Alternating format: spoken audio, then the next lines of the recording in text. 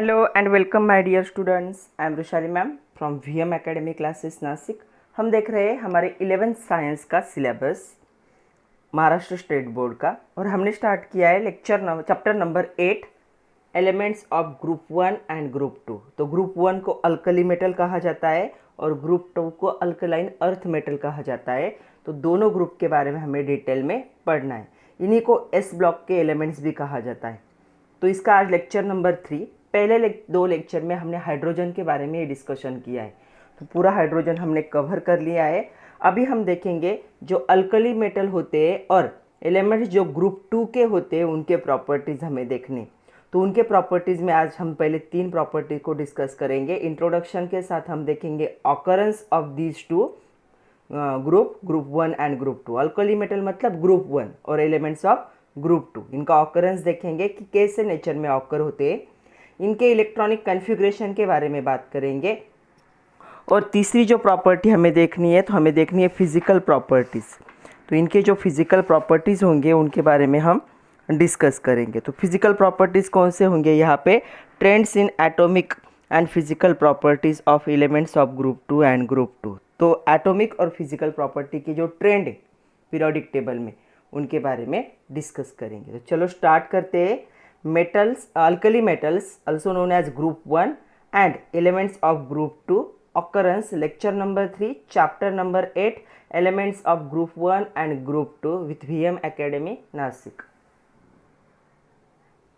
तो चलो ऑकरेंस या फिर इंट्रोडक्शन को देखने से पहले कुछ क्वेश्चन है आपके टेक्स्ट बुक के, उन क्वेश्चन को देख लेते हैं। पहला क्वेश्चन है यहाँ पे, कैन यू रिकॉल करके टेक्स्ट बुक के पेज नंबर 113 का है। What is the name of the family of reactive metal having valency 1। ऐसे कौन से फैमिलीज है पीरियोडिक टेबल में जिनकी वैलेंसी क्या होती है? 1 होती है और जो हाईली रिएक्टिव होते हैं।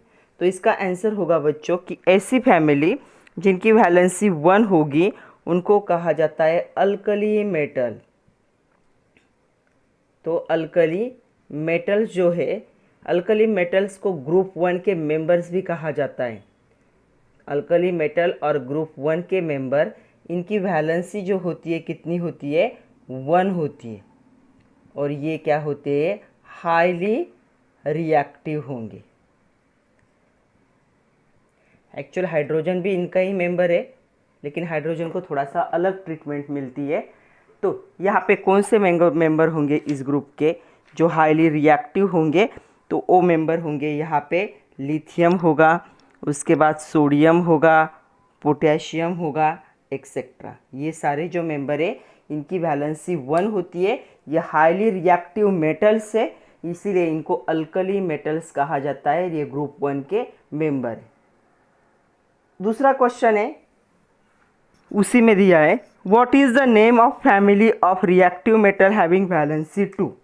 तो वैलेंसी 2 वाले कौन से रिएक्टिव मेटल है? तो वैलेंसी 2 वाले मेटल है, इनको कहा जाता है अल्कलाइन अर्थ मेटल्स।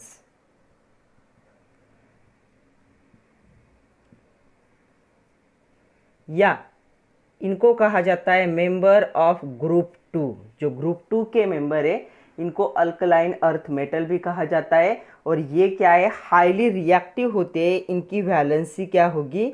इनकी वैलेंसी होती है 2, और ये भी हाईली रिएक्टिव होते हैं। तो ये दोनों भी क्या है? ग्रुप 1 और ग्रुप 2 दोनों भी एस ब्लॉक के एलिमेंट है, जिनकी वैलेंसी 1 और 2 होती है और जो हाईली रिएक्टिव होते हैं। तो इनके एग्जाम्पल क्या होंगे?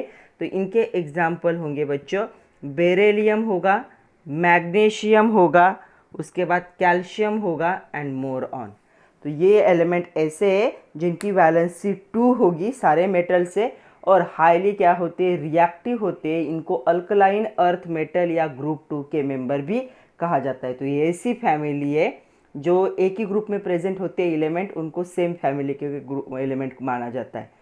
तो ऐसी फैमिली है जो हाईली रिएक्टिव होगी विथ वैलेंसी 2। तो कभी कभी ऐसा भी क्वेश्चन आता है, what is the s block element, और what do you mean by s block element, and where they are placed in the periodic table और मॉडर्न पीरियोडिक टेबल। तो जो group 1 elements of group 1 and group 2 दो group है, group 1 and group 2, इन्हीं को क्या कहा जाता है, इनका जो लास्ट इलेक्ट्रॉन है, लास्ट इलेक्ट्रॉन क्या होता है, हमेशा ns ऑर्बिटल में क्या होता है, एंटर होता है। तो ns ऑर्बिटल में क्या होता है, एंटर होता है या सबशेल में एंटर होता है, इसीलिए इनको क्या कहा जाता है, s ब्लॉक एलिमेंट। तो ये जो दो ग्रुप है उनके जो मेंबर्स होंगे उनका लास्ट इलेक्ट्रॉन s ऑर्बिटल में जाता है, इसलिए इनको क्या कहा जाता है, s ब्लॉक एलिमेंट। तो क्या लिख सकते हैं हम, elements of group 1 and group 2 in which the last electron enter into ns orbital और subshell are known as s block elements. तो ये जो s ब्लॉक एलिमेंट है ये कहाँ पे लोकेटेड होते हैं, इनका पोजीशन कहाँ पे होगा, they are located in the modern periodic table at the extreme left side. मतलब अगर ऐसे पीरियोडिक टेबल देखोगे तो ये पहला ग्रुप है और दूसरा ग्रुप है, तो पीरियोडिक टेबल के एक्सट्रीम कहाँ पे है, लेफ्ट साइड में, ये ग्रुप 1 और ये ग्रुप 2। तो एक्सट्रीम लेफ्ट साइड पे क्या होंगे, वो लोकेटेड होंगे। सो हम लिख सकते हैं the s block elements are placed और located on the extreme left side of the modern periodic table. तो कभी कभी ग्रुप 1 और ग्रुप 2 के मेंबर को भी पूछा जाता है कि पीरियोडिक टेबल में जो ग्रुप 1 है पीरियोडिक टेबल का, उसमें कौन से एलिमेंट प्रेजेंट होते। तो यहाँ पे देखो हम ग्रुप 1 के देखते हैं पहले। तो ग्रुप 1 में कौन से एलिमेंट प्रेजेंट होंगे, तो यहाँ पे प्रेजेंट होता है, पहला मेंबर है हाइड्रोजन, उसके बाद दूसरा मेंबर है लिथियम, तीसरा मेंबर है सोडियम, उसके बाद नेक्स्ट मेंबर है यहाँ पे पोटेशियम, उसके बाद आता है रुबिडियम, उसके बाद आता है सीसियम और लास्ट मेंबर है इनका फ्रांसियम। तो जब पीरियड हम इलेक्ट्रॉनिक कन्फिग्रेशन देखेंगे तब मैं आप लोगों के सबके सिंबल आप लोगों को मैं बताऊंगी, लेकिन इतने मेंबर प्रेजेंट होते हैं, इनके सिर्फ नाम याद रखो। ग्रुप 2 का पूछा जाए तो ग्रुप 2 के मेंबर के क्या नाम होंगे या एलिमेंट्स के क्या नाम होंगे, देखो यहाँ पे इनका पहला मेंबर होता है बेरिलियम, इनका दूसरा मेंबर होता है मैग्नीशियम, तीसरा मेंबर होता है इनका कैल्शियम, चौथा है स्ट्रॉन्टियम, उसके बाद आता है बेरियम और लास्ट मेंबर है इनका रेडियम। तो ग्रुप 1 और ग्रुप 2 के इतने मेंबर से, इतने एलिमेंट्स से, group 1 hydrogen, lithium, sodium, potassium, rubidium, caesium, francium. Group 2 में होगा beryllium, magnesium, calcium, strontium, barium and the radium. तो इनके सिंबल जब हम इलेक्ट्रॉनिक कन्फिग्रेशन देखेंगे तब देखेंगे विथ एटॉमिक नंबर। सिर्फ आप अभी नाम याद रखो। व्हाट आर अल्कली मेटल्स, तो अल्कली मेटल्स किसे कहा जाता है, तो हाइड्रोजन को छोड़ के बाकी जो ग्रुप 1 के मेंबर है उन सबको क्या कहा जाता है, इनको कहा जाता है अल्कली मेटल। तो ये सारे क्या है, अल्कली मेटल से, हाइड्रोजन अल्कली मेटल नहीं है। तो हाइड्रोजन को छोड़ दो, बाकी सारे क्या है, लिथियम से लेकर फ्रांसियम तक क्या है, ये अल्कली मेटल से।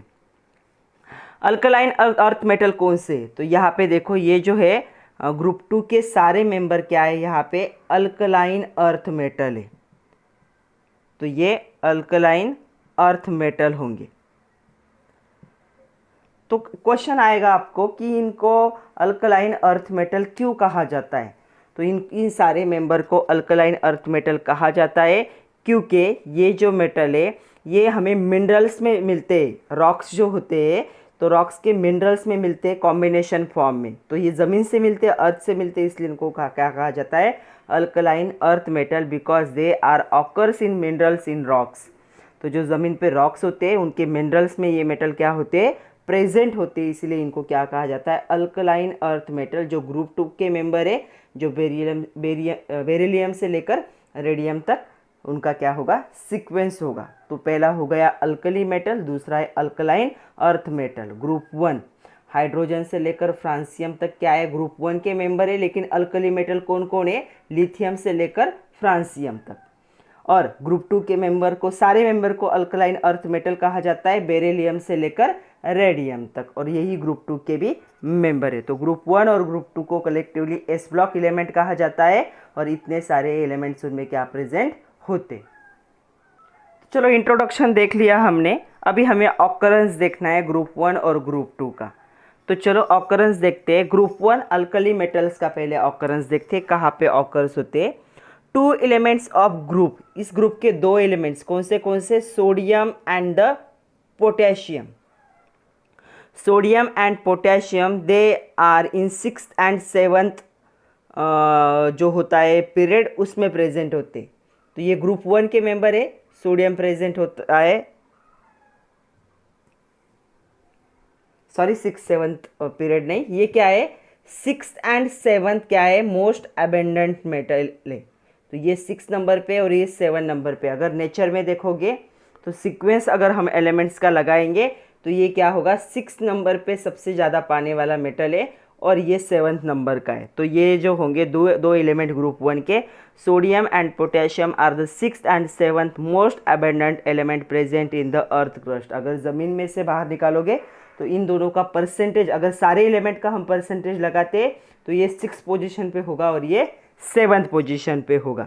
जो फ्रांसियम होता है, फ्रांसियम ये भी इन्हीं का मेंबर है, but it does not occurs in the nature. ज़्यादा नेचर में ये ऑकर नहीं होता, क्यों, because it is radio active.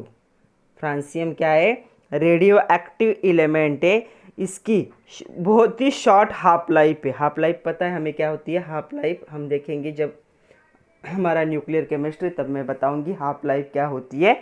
तो इनकी जो हाफ लाइफ होती है वो क्या होती है, शॉर्ट होती है। इसीलिए ये क्या है, नेचर में ज़्यादा एग्जिस्ट नहीं करते और रेडियो एक्टिव एलिमेंट है। रेडियो एक्टिव एलिमेंट क्या करते, अल्फा बीटा और गामा पार्टिकल को क्या करते, पास करते, इन रेस को पास करते।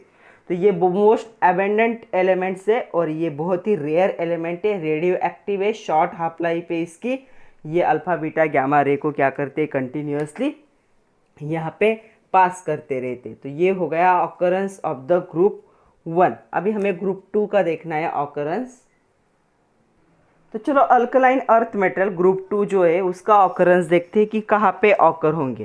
तो इसके जो एलिमेंट्स है magnesium and calcium, they are found in abundant in earth crust. तो ये बहुत ही एबेडेंट मतलब ज़्यादा अमाउंट में मिल जाते हैं, कहाँ पे, अर्थ क्रस्ट में, मतलब ज़मीन के नीचे माइंस में मिल जाएंगी ये बहुत ही ज़्यादा अमाउंट में। इनका जो मेंबर है रेडियम, रेडियम के बारे में सुना होगा आप लोगों ने, ये भी क्या होता है, रेडियो एक्टिव एलिमेंट है।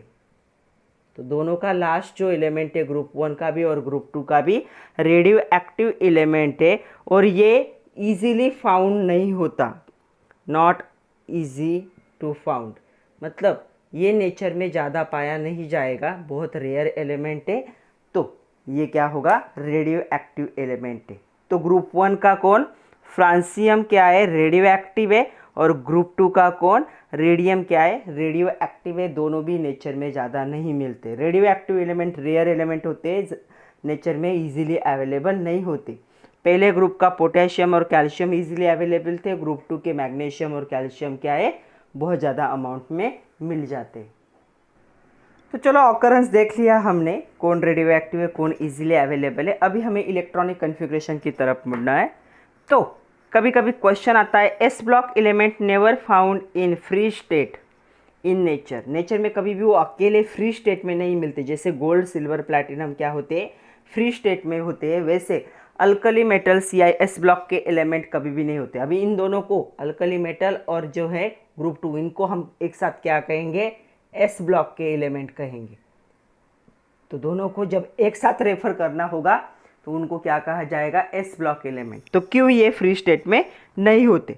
तो एस ब्लॉक के एलिमेंट कौन होते हैं, तो एस ब्लॉक के एलिमेंट जनरली होते हैं ग्रुप 1 एंड ग्रुप 2 के मेंबर। ओके, इनमें जो एलिमेंट्स प्रेजेंट होते हैं सबके नाम हमने देखा है। इनका जो जनरल इलेक्ट्रॉनिक कन्फिग्रेशन होगा वो क्या होता है, जनरल इलेक्ट्रॉनिक कन्फिग्रेशन, तो ग्रुप 1 का होता है NS1 होता है लास्ट में, और ग्रुप 2 का क्या होता है, यहाँ पे ग्रुप 2 का होता है NS2। तो ग्रुप 1 का होगा NS1, ग्रुप 2 का होगा NS2। तो अगर देखोगे तो लास्ट हेल्ड s इलेक्ट्रॉन जो होता है लूजली हेल्ड होता है। ये s इलेक्ट्रॉन जो होते हैं, s ऑर्बिटल के जो इलेक्ट्रॉन होंगे वो लूजली हेल्ड होते हैं, वैलेंस शेल में होते हैं ये, and the elements can easily remove that electrons to form metal ion. मतलब ग्रुप 1 के मेंबर इन इलेक्ट्रॉन को लूज करके M+ मेटल आयन फॉर्म करेंगे, और इन इलेक्ट्रॉन को लूज करके M2+ मेटल आयन को क्या कर सकते हैं, फॉर्म कर सकते, इजीली लूज कर देते हैं, क्योंकि ये इलेक्ट्रॉन क्या है, टाइटली हेल्ड नहीं होते s ऑर्बिटल में। तो ये क्या करते हैं, ग्रुप 1 के मेंबर भी अपने इलेक्ट्रॉन को लूज कर सकते हैं, डोनेट कर सकते हैं, ग्रुप 2 के भी कर सकते हैं। ये M+ आयन फॉर्म करेगा, ये M2+ आयन फॉर्म करेगा। मतलब क्या हो गया, ये दोनों भी क्या है, हाईली रिएक्टिव है। ग्रुप 1 के भी और ग्रुप 2 के भी मेंबर क्या हो गए, हाईली रिएक्टिव मेंबर हो गए, और वो नेचर में जब भी मिलते हैं हमें तो कौन से स्टेट में मिलेंगे, कंबाइन फॉर्म में मिलेंगे, कभी भी फ्री स्टेट में नहीं मिलते, क्योंकि उनकी रिएक्टिव टेंडेंसी है। तो हमेशा नेचर में कंबाइन फॉर्म में ही मिलते या कंबाइन स्टेट में ही मिलते, इसीलिए हम कहेंगे s block element never found in nature free state. Nature में कभी भी ये फ्री स्टेट में मतलब सिंगल फॉर्म में नहीं मिलते, हमेशा कॉम्बिनेशन के फॉर्म में ही मिलते, क्योंकि उनकी टेंडेंसी इलेक्ट्रॉन को डोनेट करने की, हाईली रिएक्टिव है, तो रिएक्शन करके कंबाइन फॉर्म में हमेशा क्या होते हैं, अवेलेबल होते। तो चलो ग्रुप 1 के मेंबर का इलेक्ट्रॉनिक कन्फिग्रेशन लिख लेते, देख लेते। यहाँ पे मैंने सबके नाम लिख दे, hydrogen atomic number 1, lithium atomic number 3, sodium atomic number 11, potassium atomic number 19, उसके बाद यहाँ पे आ गया रुबिडियम एटॉमिक नंबर 37, उसके बाद आ गया सीसियम एटॉमिक नंबर 55, और लास्ट है फ्रांसियम एटॉमिक नंबर 87। तो इतने मेंबर प्रेजेंट है, इनमें सबका इलेक्ट्रॉनिक कन्फिग्रेशन देख लेते।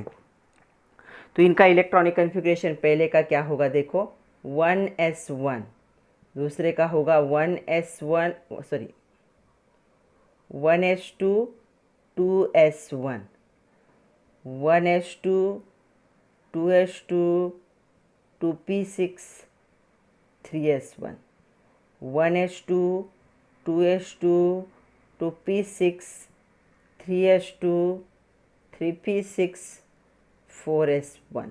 आई होप आप लोग इलेक्ट्रॉनिक कन्फिग्रेशन की प्रैक्टिस कर रहे हैं। हमने केमिकल बॉन्डिंग में इलेक्ट्रॉनिक कन्फिग्रेशन देखा है 1 to 30 का, हमने कंडेंस इलेक्ट्रॉनिक कन्फिग्रेशन भी लिखा है, देखा है। तो इसका कंडेंस कुछ भी नहीं आएगा, इसका कंडेंस क्या आएगा, देखो यहाँ पे इसका आएगा हेलियम, और हेलियम के साथ 2s1। इसका क्या होगा, नियॉन, नियॉन के साथ क्या आएगा 3s1। इसका होगा अर्गॉन, अर्गॉन के साथ क्या आएगा 4s1। तो इसे कहा जाता है कंडेंस इलेक्ट्रॉनिक कन्फिग्रेशन, हम ये भी देख चुके। तो नियरेस्ट क्या है, इनर्ट गैस। अगर यहाँ से यहाँ तक देखा जाए तो इनर्ट गैस कौन सा, अर्गॉन का कन्फिग्रेशन है, उसमें 4s1 जोड़ दोगे तो ये पोटेशियम का बन जाएगा। उसके बाद जो है नेक्स्ट मेंबर है वो है रुबिडियम, जिसका एटॉमिक नंबर है 37। तो इसका इलेक्ट्रॉनिक कन्फिग्रेशन क्या होगा, 1s1 2s2 2p6 3s2 3p6 4s2 3d10 4p6 5s1। Next member का आएगा 1s2, सॉरी मैंने यहाँ पे 1 लिख दिया, 2s2 2p6 3s2 3p6 4s2 3d10 4p6 5s2 4d10 5p6 6s1। ये होगा इसका इलेक्ट्रॉनिक कन्फिग्रेशन। ओके, नेक्स्ट जो है ये रेडियो एक्टिव एलिमेंट है, इसका इलेक्ट्रॉनिक कन्फिग्रेशन देखो 1s2 2s2 2p6 3s2 3p6 4s2 3d10 4p6 5s2 4d10 5p6 6s2 4f14, उसके बाद आएगा 5d10, उसके बाद आएगा 6p6 7s1। तो इसका लास्ट इलेक्ट्रॉन 1s में जा रहा है, इसका 2s में, इसका 3s 4s 5s 6s and 7s। तो ये हो गया electronic configuration of group 1 alkali metals का। इनका आप कंडेंस भी लिख सकते हो। इसका कंडेंस क्या हो जाएगा, यहाँ से लेकर अगर यहाँ तक देखोगे तो ये इलेक्ट्रॉनिक कन्फिग्रेशन होता है क्रिप्टॉन का। तो क्या लिखोगे, Kr क्रिप्टॉन एंड 5s1। अगर यहाँ से यहाँ तक देखोगे तो ये इलेक्ट्रॉनिक कन्फिग्रेशन होता है जीनॉन का। तो इसे आप जीनॉन लिख सकते हो, उसके साथ आएगा 6s1। और यहाँ से लेकर यहाँ तक अगर आप लोग देखोगे तो Rn होता है और उसके साथ आ जाएगा 7s1। तो ये कंडेंस इलेक्ट्रॉनिक कन्फिग्रेशन है और एक्चुअल इलेक्ट्रॉनिक कन्फिग्रेशन भी मैंने यहाँ पे लिख दिया है। ये हो गया ग्रुप 1। अभी ग्रुप 2 की बात करते हैं। तो चलो ग्रुप 2 की बात करें तो उसमें 6 मेंबर है। पहला मेंबर है beryllium Be4, magnesium Mg12, calcium Ca20, strontium Cr38, barium Ba56 and radium Ra88। तो चलो इन सब का इलेक्ट्रॉनिक कन्फिग्रेशन अभी देख लेते। तो क्या होगा पहले का इलेक्ट्रॉनिक कन्फिग्रेशन, ये होगा 1s2 2s2, ये होगा 1s2 2s2 2p6 3s2, ये होगा 1s2 2s2 2p6 3s2 3p6 4s2। इसका होगा अभी 1s2 2s2 2p6 3s2 3p6 4s2 3d10 4p6 5s2। इसका होगा 1s2 2s2 2p6 3s2 3p6 4s2 3d10 5p6 4p6 5s2 4d10 5p6 6s2। दिख रहा है क्या? नहीं दिख रहा है, नीचे लिखती हूँ मैं। 4d10, उसके बाद आएगा 5p6 6s2। ये होगा इसका इलेक्ट्रॉनिक।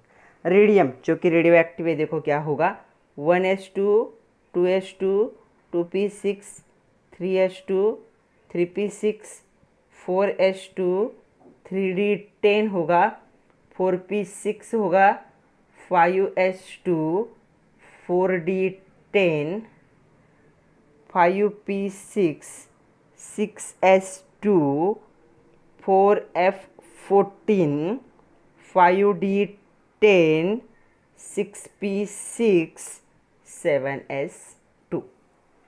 तो इसका भी सेम ही होगा। इसका हो जाएगा, अगर कंडेंस इलेक्ट्रॉनिक कन्फिग्रेशन की हम बात करें तो मैं जहाँ पे जगह मिल रही है वहाँ पे लिख रही हूँ। हीलियम बॉक्स में आएगा, उसके आएगा 2s2, नियॉन 3s2। तो इसका लास्ट इलेक्ट्रॉन देखो कहाँ पे एंटर हो रहा है, यहाँ पे आएगा आर्गॉन 4s2, यहाँ पे होगा क्रिप्टॉन 5s2, यहाँ पे होगा ज़ेनॉन 6s2 और यहाँ पे होगा Rn 7s2। तो ऐसे कंडेंस इलेक्ट्रॉनिक कन्फिग्रेशन भी हम क्या कर सकते हैं, लिख सकते हैं, और एक्चुअल इलेक्ट्रॉनिक कन्फिग्रेशन भी ऐसे आएगा।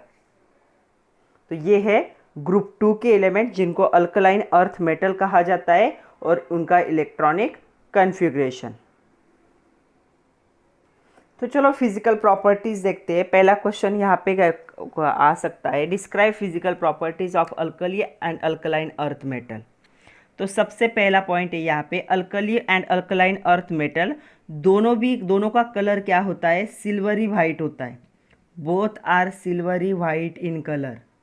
जो अपीयरेंस होगा इन दोनों का वो क्या होगा, सिल्वरी वाइट होगा। दोनों का भी, ग्रुप 1 और ग्रुप 2, या अल्कली मेटल या अल्कलाइन अर्थ मेटल कह सकते हो, दोनों का भी। सेकंड पॉइंट है, ये जो है इनकी एटॉमिक रेडियस क्या होती है, यहाँ पे लार्ज होती है। तो इनकी क्या होगी, लार्ज एटॉमिक रेडियस होती है दोनों ग्रुप की। इसके वजह से एटॉमिक साइज कह सकते हैं, एटॉमिक रेडियस की जगह पे एटॉमिक साइज कहते हैं। लार्ज एटॉमिक साइज है, इसीलिए इनकी डेंसिटी क्या होगी, लो होगी। मतलब इतने हेवी मेटल नहीं, ये थोड़े से लाइट मेटल है। नेक्स्ट है, जो अल्कलाइन अर्थ मेटल है और अल्कली मेटल से वो क्या होते हैं, सॉफ्ट मेटल होते हैं ये सारे। ओके, और ऐसे नहीं लिख सकते, ऐसे लिखेंगे, अल्कलाइन मेटल ज़्यादा सॉफ्ट है। अगर दोनों को कंपेयर करें तो अल्कलाइन क्या होंगे, सॉफ्ट होंगे, और अल्कली क्या होंगे, सॉफ्ट होंगे, और अल्कलाइन क्या होंगे, अल्कलाइन अर्थ मेटल ये थोड़े से हार्डर होते हैं as compare to the alkali metal. तो थोड़े से क्या होंगे, ये हार्डर होंगे दैन द अल्कली मेटल, दोनों को अगर कंपेयर करें हम तो। नेक्स्ट है, अल्कली मेटल जो होते हैं ये क्या होते हैं, मोस्ट इलेक्ट्रोपॉजिटिव एलिमेंट। सबसे अगर पीरियोडिक टेबल में सबसे अगर ज़्यादा कोई इलेक्ट्रोपॉजिटिव है तो ये हो जाएंगे मोस्ट इलेक्ट्रोपॉजिटिव, क्योंकि इलेक्ट्रोपॉजिटिविटी क्या है, लेफ्ट टू राइट क्या होती है, इंक्रीज होती है। तो पहले मेंबर सबसे ज़्यादा इलेक्ट्रोपॉजिटिव होंगे। और जो अल्कलाइन अर्थ मेटल होते हैं इनके कंपैरिजन में, इनके साथ अगर कंपेयर करें तो थोड़े से कम होंगे इलेक्ट्रोपॉजिटिव। तो ये दोनों को कंपेयर कर रहे हैं हम, तो थोड़े से क्या होंगे, लेस इलेक्ट्रोपॉजिटिव होंगे as compare to alkali metal. तो क्या प्रॉपर्टीज़ हो गई अल्कली मेटल की, सिल्वरी वाइट होते हैं, लार्ज एटॉमिक साइज की वजह से लो डेंसिटी होंगी, अल्कली मेटल सॉफ्ट होते हैं and most electropositive element. Alkaline earth metal के बारे में क्या प्रॉपर्टी लिख सकते हैं, सिल्वरी वाइट कलर होता है, लार्ज एटॉमिक साइज की वजह से लो डेंसिटी होगी इनकी, और alkaline earth metal alkali metal से थोड़े से क्या होंगे, हार्ड होंगे, और अल्कली मेटल से क्या होंगे, लेस इलेक्ट्रोपॉजिटिव होंगे।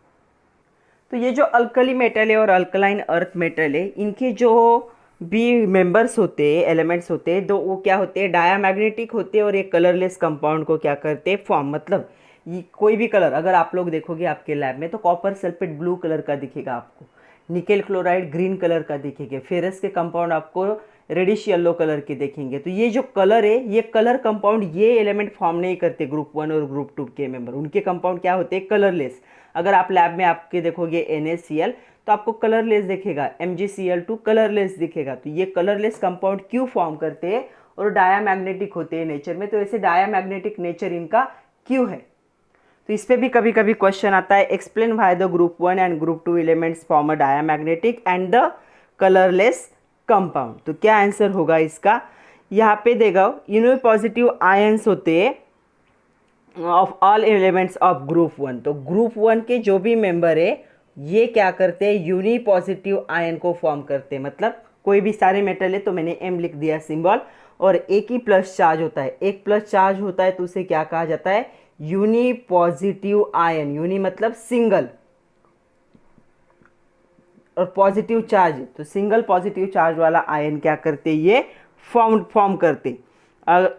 ओके, तो ये क्या करेंगे, ऐसा आयन फॉर्म करके इनर्ट गैस जैसा क्या है, इलेक्ट्रॉनिक कन्फिग्रेशन लाते हैं।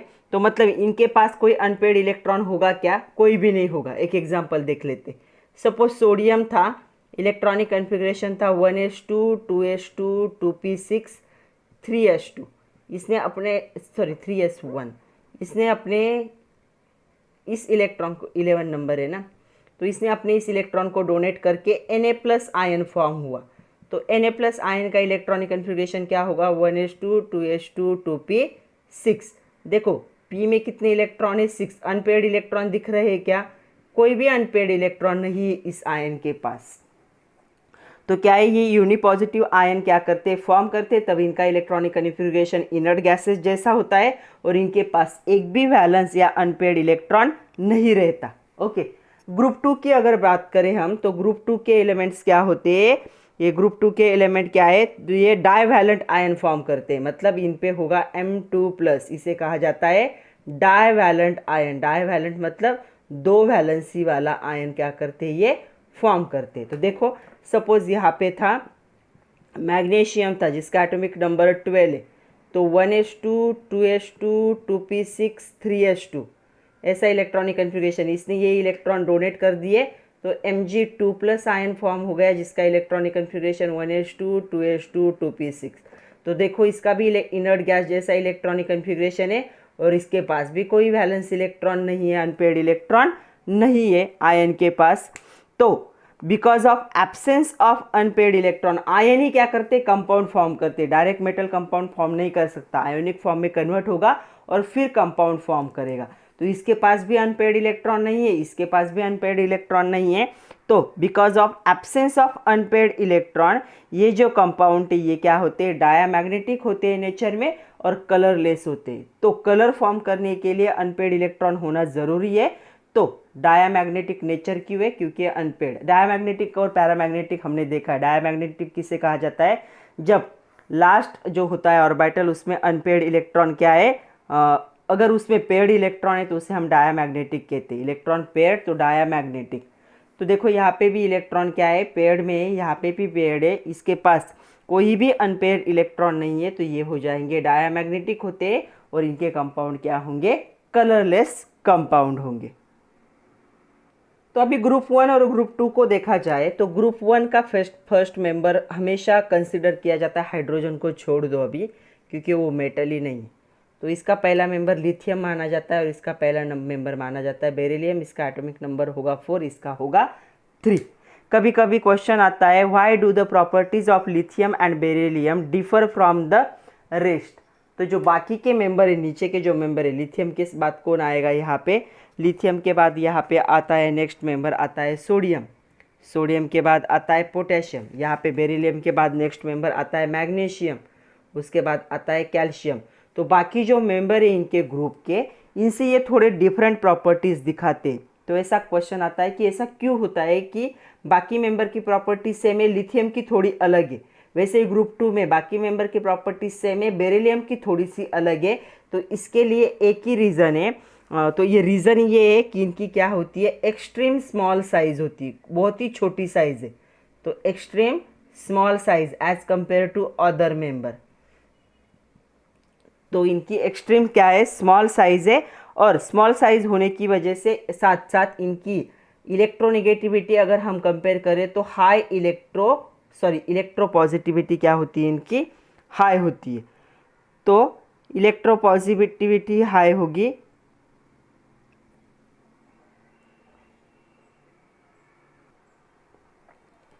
इन दो रीज़न की वजह से क्या होते हैं ये, अगर हम और इनके साथ कंपेयर करें तो इनकी इलेक्ट्रोनेगेटिविटी ज़्यादा है। कैसे, बिकॉज हमने एक ट्रेंड देखा था पीरियोडिक टेबल में कि हम लेफ्ट टू राइट जाते हैं तो इलेक्ट्रोनेगेटिविटी क्या होती है, इंक्रीज होती है, और हम टॉप टू बॉटम जाते हैं तो इलेक्ट्रोनेगेटिविटी क्या होती है, डिक्रीज होती है। तो टॉप टू बॉटम जाओगे तो इलेक्ट्रोनेगेटिविटी इनकी डिक्रीज होगी। मतलब सोडियम के साथ लिथियम को कंपेयर करोगे तो लिथियम क्या होगा, ज़्यादा इलेक्ट्रोनेगेटिव होगा। मैग्नीशियम के साथ बेरिलियम को कंपेयर करोगे तो बेरिलियम क्या होगा, ज़्यादा इलेक्ट्रोनेगेटिव होगा। तो इन दोनों की वजह से क्या होगा, इलेक्ट्रोनेगेटिविटी लिख रही हूँ मैं यहाँ पे, इन दो रीज़न की वजह से ये थोड़े से अलग प्रॉपर्टीज़ दिखाते हैं अपने बाकी मेंबर से। अगर हमें पूछा जाए कि ग्रुप 1 और ग्रुप 2 के बीच के 3 डिफरेंस लिखो, 3 या 4 डिफरेंस, तो क्या लिख सकते हैं हम ग्रुप 1 और ग्रुप 2 की 4 डिफरेंस। तो पहला डिफरेंस यहाँ पे आएगा, इनको कहा जाता है अल्कली मेटल, इनको कहा जाता है अल्कलाइन अर्थ मेटल। ये पहला डिफरेंस हो गया दोनों के बीच का। दूसरा पॉइंट, इनका इलेक्ट्रॉनिक कन्फिग्रेशन क्या होगा, आउटर लिख रही हूँ मैं, हाँ, इलेक्ट्रॉनिक कन्फिग्रेशन आउटर क्या होता है, NS1 होता है और इनका आउटर इलेक्ट्रॉनिक कन्फिग्रेशन क्या होता है, NS2 होता है। ओके, ये क्या करते हैं, ये मोनोवैलेंट आयन या यूनिपॉजिटिव भी कह सकते हो, आयन को फॉर्म करते, और ये डाइवैलेंट आयन को फॉर्म करते। डाइवैलेंट आयन मतलब कैसे, बेरिलियम 2+, Mg2+, मोनोवैलेंट मतलब Na+, K+, ऐसे। तो मोनोवैलेंट आयन ये डाइवैलेंट आयन को क्या करते, फॉर्म करते। और कोई भी एक एग्जांपल लिख सकते हो, लिथियम, सोडियम, पोटेशियम, यहाँ पे भी 2 एग्जांपल लिख सकते हो, बेरिलियम, मैग्नीशियम, कैल्शियम। तो ऐसे क्या है, अगर डिफरेंस पूछा जाए तो कोई भी 4 पॉइंट आप इजीली लिख सकते हो। अभी जो प्रॉपर्टीज़ है, जो हमने ट्रेंड देखे थे पीरियोडिक टेबल में, मॉडर्न पीरियोडिक टेबल जो चैप्टर हमने देखा उसमें बहुत सारे ट्रेंड देखे थे, उनके बारे में हमें देखना है कि क्या होगा डाउन द ग्रुप 1 और ग्रुप 2 में। तो डाउन द ग्रुप जब क्या होगा, तो पहली प्रॉपर्टी यहाँ पे एटॉमिक रेडिया है। तो एटॉमिक रेडिया क्या होंगे, सारे प्रॉपर्टीज हम क्या कर रहे हैं, डाउन द ग्रुप देख रहे हैं क्या होगा। तो एटॉमिक रेडिया क्या होती है ग्रुप में, नीचे जैसे ऊपर से नीचे जाओगे टॉप टू बॉटम, ये क्या होती है, इंक्रीज होती है, क्योंकि एटॉमिक साइज क्या हो रही है, इंक्रीज हो रही है। एक नया ऑर्बिटल क्या हो रहा है, ऐड हो रहा है। तो पहली प्रॉपर्टी क्या होगी, इंक्रीज होगी। आयोनिक रेडिया क्या होगी, आयोनिक रेडिया भी क्या होगी, यहाँ पे आयन की रेडियस भी क्या होगी, इंक्रीज ही होगी, क्योंकि एटॉमिक नंबर क्या है, इंक्रीज हो रहा है और बहुत ज़्यादा अमाउंट में इंक्रीज हो रहा है। तो ये भी क्या होगी, इंक्रीज होगी। थर्ड प्रॉपर्टी है आयोनाइजेशन एंथैल्पी। आयोनाइजेशन एंथैल्पी मतलब लास्ट सेल से इलेक्ट्रॉन को निकालने के लिए जो हीट लगती है, जो एनर्जी लगती है, तो आयोनाइजेशन एंथैल्पी क्या होगा, टॉप टू बॉटम क्या होता है, डिक्रीज होता है, क्योंकि जितनी साइज बढ़ेगी, जितना न्यूक्लियस से डिस्टेंस इंक्रीज होता है, उतना इजीली इलेक्ट्रॉन को हम लास्ट सेल से क्या कर सकते, रिमूव कर सकते। नेक्स्ट है प्रॉपर्टी इलेक्ट्रोनिगेटिविटी। तो इलेक्ट्रोनिगेटिविटी क्या होगी, डिक्रीज होगी, इंक्रीज होगी, क्या होगी इलेक्ट्रोनिगेटिविटी। तो electronegativity from top to bottom क्या होती है, डिक्रीज होती है। लेफ्ट टू राइट इंक्रीज होगी, लेकिन टॉप टू बॉटम क्या होती है, डिक्रीज होती है। नेक्स्ट है स्टैंडर्ड रिडक्शन पोटेंशियल। तो इसके बारे में भी लाचप हमने बात की है। तो स्टैंडर्ड रिडक्शन पोटेंशियल भी क्या होता है, अगर टॉप टू बॉटम देखोगे तो ये भी क्या होता है, डिक्रीज हो रहा है। तो इतने सारे ट्रेंड्स है जो क्या होंगे, यहाँ पे डिक्रीज होंगे। तो जो स्टैंडर्ड रिडक्शन पोटेंशियल होता है अल्कली मेटल का, इनकी हाई निगेटिव वैल्यू होती है। तो इनकी हाई निगेटिव वैल्यू क्यों होती है, ऐसा भी हमेशा क्वेश्चन आता है। तो ये इतने प्रॉपर्टीज है फ्रॉम टॉप टू बॉटम और डाउन टू ग्रुप 1 और ग्रुप 2 दोनों में भी ये प्रॉपर्टीज ऐसे चेंज होंगे। तो चलो आपके एक्सरसाइज का एक क्वेश्चन है। पहला क्वेश्चन देखो क्या है, explain standard reduction potential of alkali metal, मतलब group 1 have high negative value. तो अल्कली मेटल मतलब ग्रुप 1 के जो मेटल है उनकी हाई निगेटिव वैल्यू क्यों होती है, ऐसा क्वेश्चन है। इनका जो जनरल आउटर इलेक्ट्रॉनिक कन्फिग्रेशन होता है बच्चों, किसकी बात कर रहे हैं हम, ग्रुप 1 की, ग्रुप 2 की नहीं बात कर रहे हैं, ग्रुप 1 की। तो इनका होता है आउटर जनरल इलेक्ट्रॉनिक कन्फिग्रेशन होता है NS1 होता है। वो क्या करते हैं, रेडिली लूज द 1 इलेक्ट्रॉन। कितने इलेक्ट्रॉन लूज करेंगे, अपने लास्ट सेल का 1 इलेक्ट्रॉन को क्या करते हैं, वो लूज कर देते हैं। और इस इलेक्ट्रॉन को लूज करने के बाद उनका इलेक्ट्रॉनिक कन्फिग्रेशन कैसे हो जाता है, इनर्ट गैसेस जैसा हो जाता है। मतलब वो स्टेबल क्या है, आयन क्या करते हैं, फॉर्म करते हैं।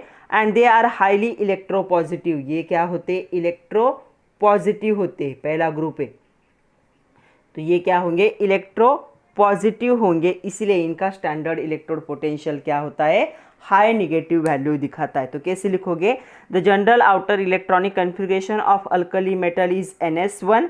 दे are readily lose the 1 valence electron and achieve the stable electronic configuration like inert gases, and they are highly electropositive, highly reactive होते हैं, इसीलिए इनका स्टैंडर्ड इलेक्ट्रोड पोटेंशियल क्या होगा, निगेटिव वैल्यू दिखाता है।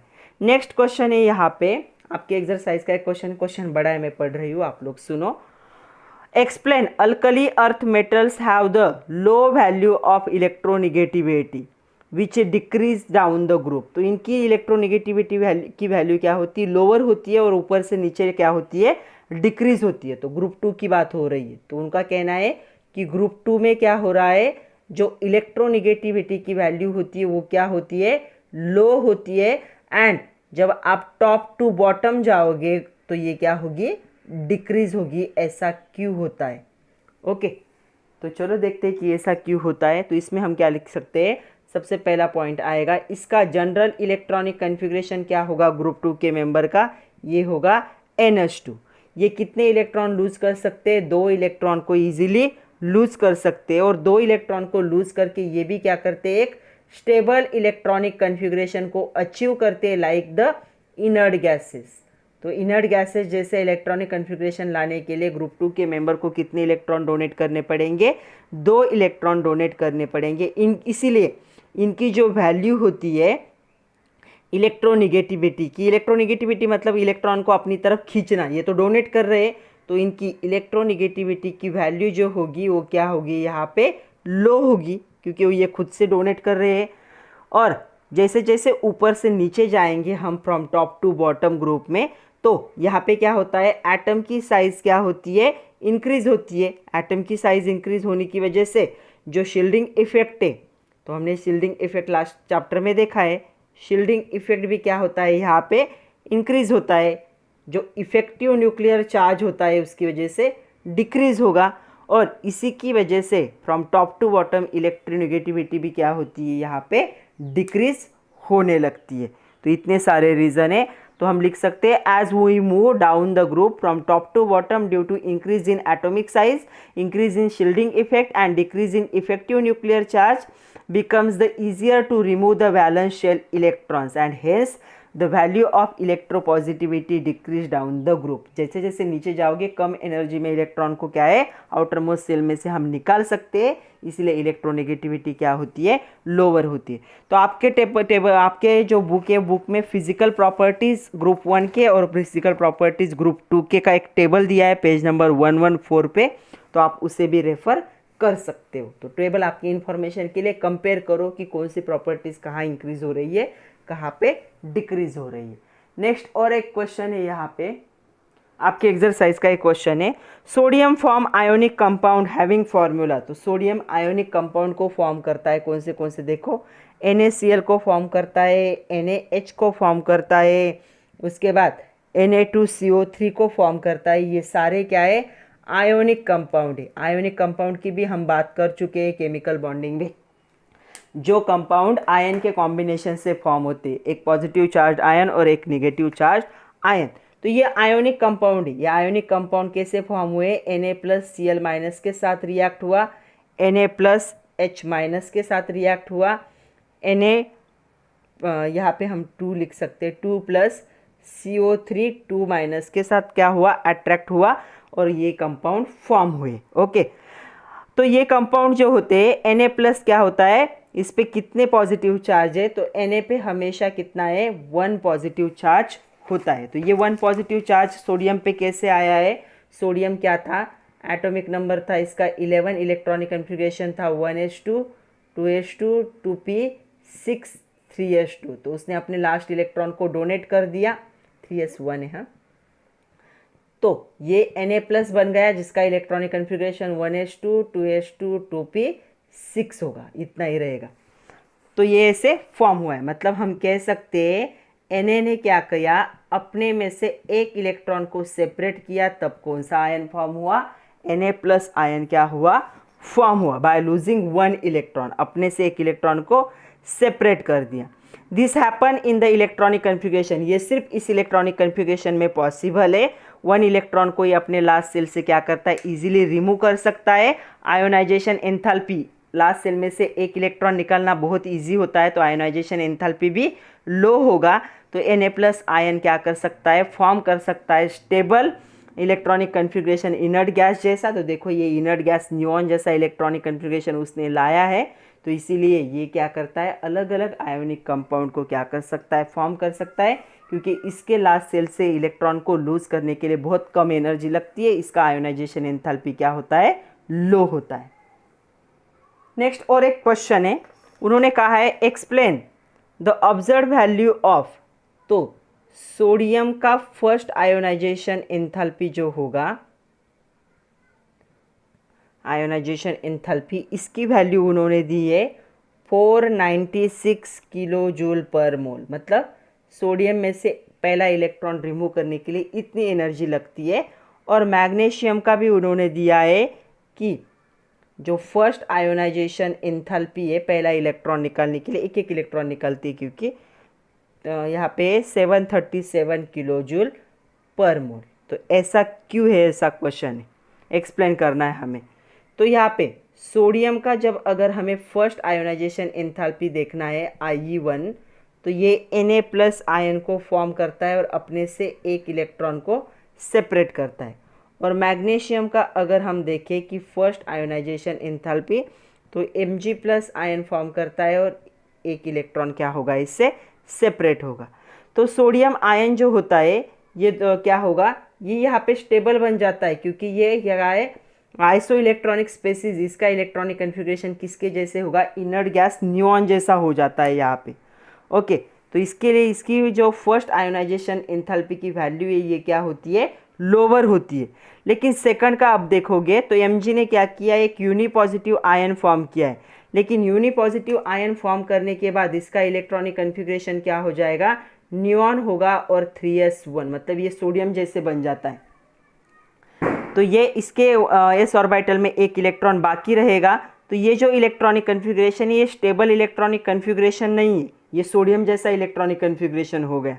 तो इसी वजह से इसका जो आयोनाइजेशन एंथैल्पी होता है, फर्स्ट आयोनाइजेशन एंथैल्पी, ये क्या होता है, हाई होता है। या फिर हम ऐसे भी कह सकते हैं, मैग्नीशियम के पास कितने इलेक्ट्रॉन थे, इसके पास था 3s2 था, इसके पास 3s1 था। तो अनपेयर्ड इलेक्ट्रॉन निकालने के लिए कम एनर्जी लगती है, यहाँ पेयर में से एक इलेक्ट्रॉन निकालना है तो यहाँ पे क्या लगेगी, ज़्यादा एनर्जी लगेगी। इसलिए मैग्नीशियम का फर्स्ट आयोनाइजेशन एंथैल्पी हाई होता है और सोडियम का लो होता है। नेक्स्ट क्वेश्चन है एटॉमिक रेडियाई ऑफ, उन्होंने दी है सोडियम की दी है 186, उसके बाद पोटेशियम की दी है 227 और उसके बाद उन्होंने मैग्नीशियम की भी दी है 160 पिकोमीटर।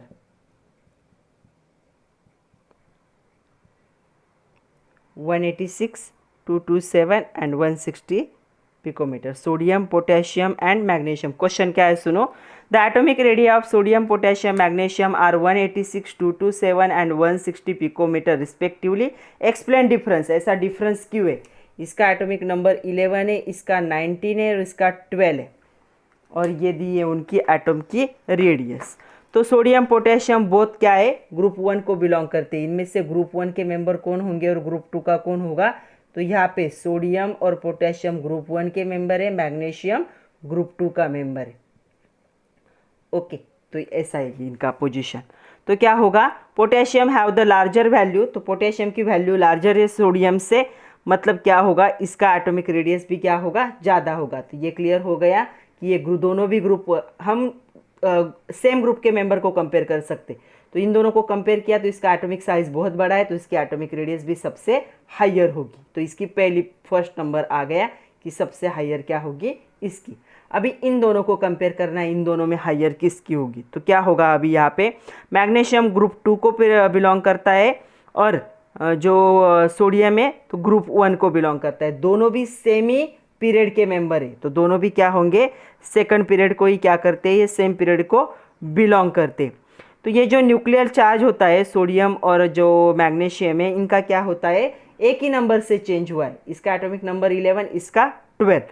तो सब हम लेफ्ट टू राइट जाते हैं तो क्या होता है, जो एटॉमिक साइज है वो स्लाइटली चेंज होता है और एटॉमिक रेडियस क्या होती है, थोड़ी सी डिक्रीज होती है। तो दो नंबर पे कौन आएगा, सोडियम आएगा, और तीसरे नंबर पे कौन आएगा, मैग्नीशियम, क्योंकि ये टॉप टू बॉटम है, ये लेफ्ट टू राइट है। तो लास्ट का पॉइंट क्या लिख सकते हैं हम, the nuclear charge of magnesium is greater than the sodium. Sodium के न्यूक्लियस पे +11 चार्ज है, मैग्नीशियम के न्यूक्लियस पे +12 चार्ज है। तो +11 और +12 ऐसा चार्ज है, तो क्या करेगा, मैग्नीशियम का न्यूक्लियस आउटर मोस्ट सेल को टाइटली हेल्ड करके रखेगा, तो साइज उसके अपने आप क्या हो जाएगी, छोटी हो जाएगी। नेक्स्ट क्वेश्चन देखो, why the elements of group 1 and group 2 are highly reactive, group 1 और ग्रुप 2 के मेंबर हाईली रिएक्टिव क्यों होते हैं, ऐसा क्वेश्चन है। ये ऑलरेडी हम डिस्कस कर चुके। तो ग्रुप 1 के मेंबर क्या करते हैं, यूनिपॉजिटिव आयन फॉर्म करते हैं, और ग्रुप 2 के क्या करते हैं, डाइवैलेंट आयन को क्या करते हैं, यहाँ पे फॉर्म करते। ये एक 1 इलेक्ट्रॉन को लूज करते, ये 2 इलेक्ट्रॉन को यहाँ पे लूज करते। तो जो रिएक्टिविटी होती है मेटल की वो क्या होती है, इंक्रीज होती है, इंक्रीजिंग द एटॉमिक रेडियस। जैसे जैसे एटॉमिक रेडियस इंक्रीज होगी आयोनाइजेशन एंथैल्पी डिक्रीज होगी, उनकी रिएक्टिविटी क्या होती है, इंक्रीज होती है। इसलिए ग्रुप 1 और ग्रुप 2 के मेंबर क्या होते हैं, हाईली रिएक्टिव होते। क्यों, because they are having the increase in atomic size, atomic radius increase होगी फ्रॉम टॉप टू बॉटम, और आयोन जो आयोनाइजेशन एंथैल्पी हो क्या होगा, डिक्रीज होगा। कम से कम एनर्जी में आउटर मोस्ट सेल में से अगर इलेक्ट्रॉन निकल रहे हैं तो ये एलिमेंट्स क्या हो जाएंगे, ऑटोमेटिकली थोड़े से रिएक्टिव हो जाएंगे। नेक्स्ट क्वेश्चन है, do the group 1 and group 2 elements shows the similar chemical properties and, इनके प्रॉपर्टीज क्या होते हैं, केमिकल प्रॉपर्टीज सेम होते। There are also some differences, उनमें कुछ डिफरेंस भी है। तो कौन से ऐसे फैक्टर्स है जो इन प्रॉपर्टी के लिए रिस्पॉन्सिबल होंगे, डिफरेंस के लिए कौन से कौन से फैक्टर यहाँ पे रिस्पॉन्सिबल होते हैं। तो पहला होता है फैक्टर एटॉमिक रेडियस। बहुत सारे प्रॉपर्टीज सेम है लेकिन डिफरेंस के लिए पहला रिस्पॉन्सिबल होगा एटॉमिक रेडियस। दूसरा फैक्टर रिस्पॉन्सिबल होगा आयोनाइजेशन एंथैल्पी, जो टॉप टू बॉटम डिक्रीज होता है।